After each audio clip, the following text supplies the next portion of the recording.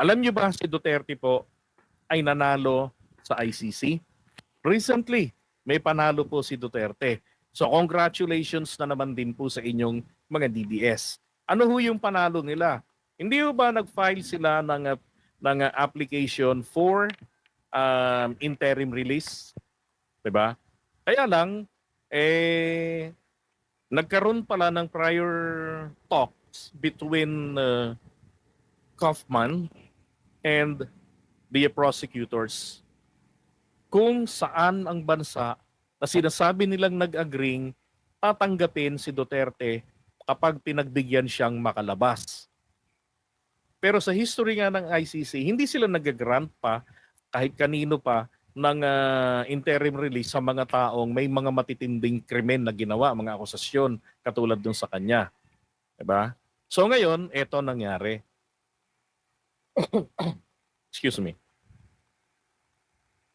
So ito po yung nangyari. Kung ano-anong bansa na yung mga pinagsasabi nila, tapos patuloy rin sila nangaw-ngaw, and then the entire family is kept on saying na they don't recognize the ICC, walang jurisdiction, kidnapper sila, yung ganon. Nabanggit na rin yung Australia, na isa sa mga magiging cuddler ni Digong. So doon po, kumontra na rin ang prosecutor. Sinabi ng prosecutor, ito yung klase ng tao na kapag pinalabas ng ICC, hindi na babalik. Unang-una, hindi nila kinikilala ang jurisdiction ng ICC, ang mga batas dito. Kahit na siya pa, lalong nagpabigat kasi lawyer si Digong. Alam niya na mayroong jurisdiction sa kanya ang ICC. Diba? Base ron sa Article 127 ng Rome Statute. Ngayon, ito naman, bago ho bumaba ang desisyon, sinamantala na po ito ni Attorney Kaufman. Sabi niya, hiningi niya sa ICC na huwag niyo munang desisyonan yung application kasi alam niyang madi-deny eh.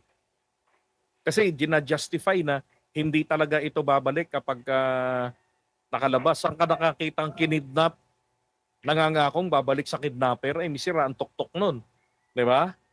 Oh. Tapos sabi niya, wag niyo munang desisyonan kasi may mga ebidensya pa kami. Hindi ko alam kung anong ebidensya ang tinutukoy niya. Baka ho ebidensya na magpapahina sa integridad ng mga ebidensya ng reklamo ng mga complainants laban kay Duterte.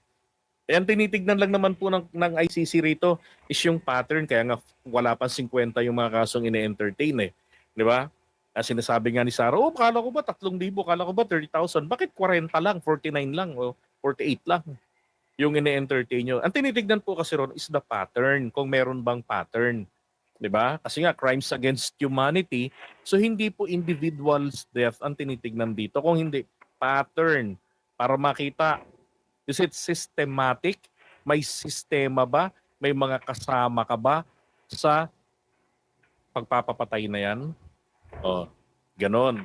So, nagdesisyon po recently ang ICC. Nang sabi ng ICC, granted. Pero may pero po yun eh. Mananatili si Duterte sa loob ng kulungan pa din. So napagbigyan yung request na si Duterte, wag mo nang desisyonan yung interim release application. They're still waiting for some evidences. Tapos, dito pa rin siya sa loob ng kulungan, sabi nila. Okay? So, yun po yung isang panalo ng mga DDS. Hindi pa rin nakalabas. Ay, nako. Pupunta daw sa Manila si Kaufman kung papupuntahin daw siya ni PBBM. Teka, sa may telepono, matawagan nga si... Ano magagawin niya kay PBBM? Makikiusap po yan, napayagan nyo. Pero ganun pa rin eh, yung pagtutol ng prosecution na hindi na yan uuwi dito.